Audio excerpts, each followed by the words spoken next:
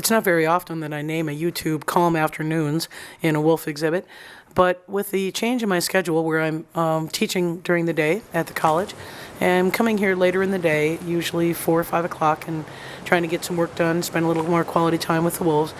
And so this footage was after 5, and Malik here is scent rolling.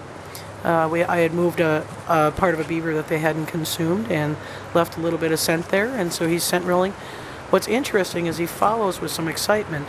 This is a little bit of a whirl, and then he and Shadow end up doing a chase around the pond. They haven't really done that since Shadow's joined retirement. That's not been a behavior that we've seen a lot, so we're certainly thrilled to see this. And again, you see some real excitement prancing. Shadow's doing a full-blown run to the back side of the enclosure, and Shadow's following Malik around the pond. This is a kind of a social chase behavior is not always negative. Shadow figures out that if you go the opposite way, you can catch them, and that's kind of what happened there. So, and of course, when they run, it gets the younger wolves, the exhibit pack, excited. So we see a little bit of posturing against the fence line there. And then with a 10-year-old, you're going to find that activity is probably limited. Not as good as it used to be. The energy levels are lower, so then there's a little bit of rest behavior. And here's Malik again hopping up on top of the den, panting from a little bit of humidity, but certainly relaxed. And we see this, well, probably now 3-4 times a week, where we're starting to see some excitability again and some social chasing behavior. So that's an increase in activity for them. Obviously keeps them fit as they age, and very relaxed. Wind is a little bit of an issue on this filming day. You would notice by his ear posture that it's making him a little uneasy, and that's the ears going back and kind of going forward and going back. Again, that's a little bit of uneasiness.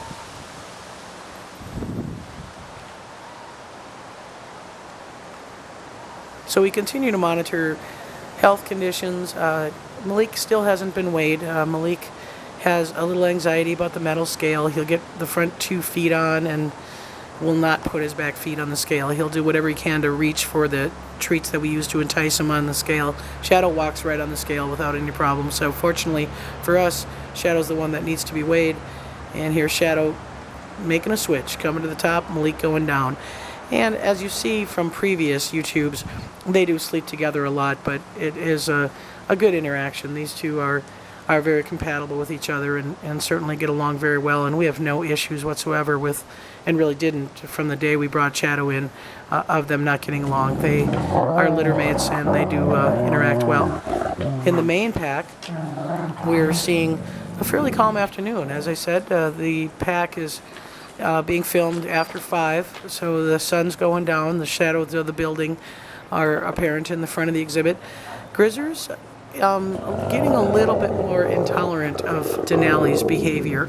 Not a significant amount, but certainly we're noticing a lot more threat displays, growling in this clip. Just wanted to show the relaxed nature of a social dynamic wolf pack. Grizzers trying to guard a beaver head from Denali. Denali's trying to confront him and do a face-off, and Grizzly gives him a threat display and then follows through with a little bit of a snap.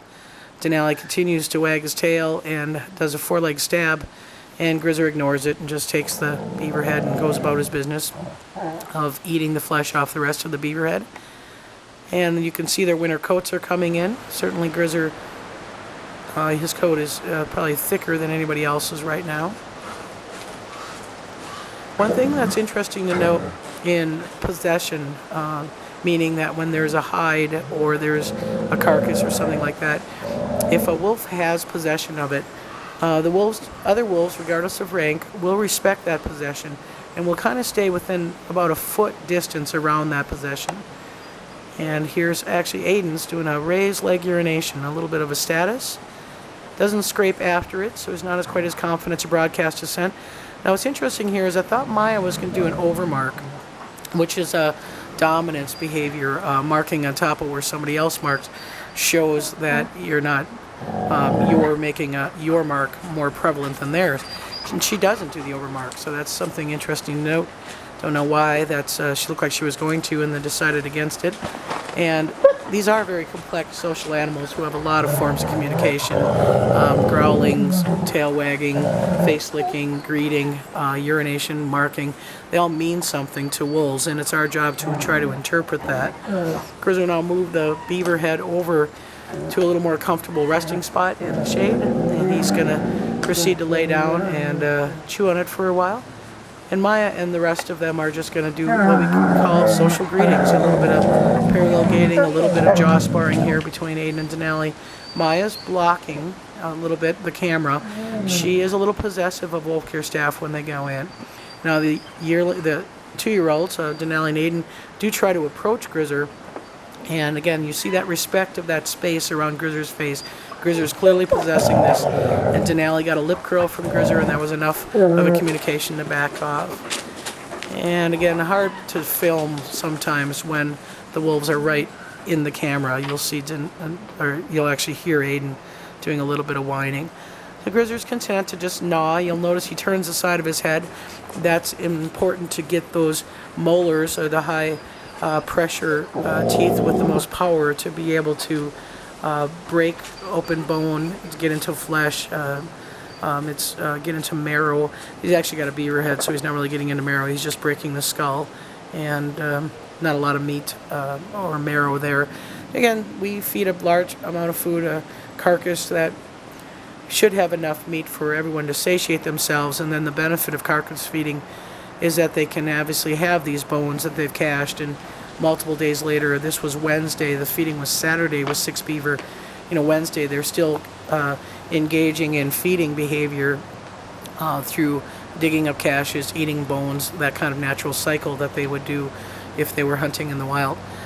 This is a rare opportunity with Maya just laying calm, and she's laying about 4 feet away from Grizzer, so that might be a little bit of blocking behavior. Of course, Denali, being a 2-year-old, needs to be doing something, so he proceeds to go hunt some small rodents in the tall grass around the pond. Aiden goes with him, and those are really characteristic of young animals. They aren't laying around a lot like the older animals are. They're always on the move. They're always using their skills, honing their skills. Even in curing captivity, predatory behavior and honing a predatory hunting behavior is part of their daily routine, especially for the young animals. And as I said, it's a cooler cold pressure system moved in, so the temperatures have been maybe in the 70s instead of those excessive 80 or 90 degree temperatures that we had even just a few weeks ago. And that makes the wolves more relaxed, more comfortable, willing to be up and moving around. Denali does something kind of interesting. He's going to do a 4 stretch here, and he's presenting himself to Maya. That's a little bit of a dominance. He's going to do a little bit of a standover, and Maya sniffs him.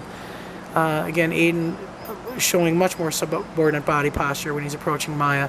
He does engage in a nose-to-nose face. He tries to do the same thing and do a little bit of a standover, but he's a little more uncertain, so he does a 4-leg stab, just engaging or inviting social behavior all the time, tail wagging. Again, he really likes Maya, even though Maya's very hard on him. He's very socially interested in Maya's interactions.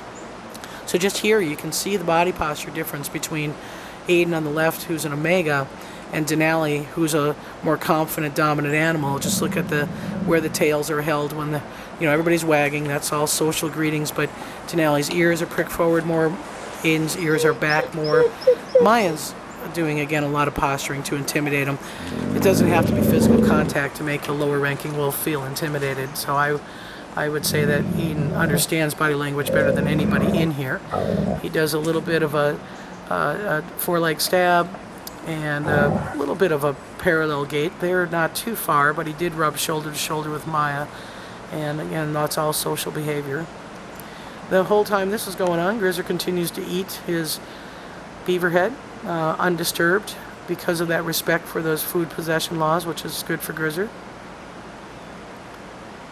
And here's Aiden's back at the spot where there was some marking before, and he is going to sniff it but not do anything. What's interesting is that Maya, who did not overmark before when Aiden marked, is now going to overmark, and so she's going to do a flex leg urination. Actually, it was an RLU, actually. Her leg came off the ground. And here's Denali testing Grizzer's possession. Notice the difference. Grizzer stopped chewing on it and backed up and lifted his head a bit. That was enough of a space difference for Denali to think that he was going to lose possession, primarily because Grizzer was losing interest. So he comes and he does a foreleg stab behind Grizzer to get him up, and sure enough, Grizzer leaves, and now the beaver head is there with nobody possessing it. So for Denali, he didn't really want the beaver head so much as that he wanted to test Grizzer from having it.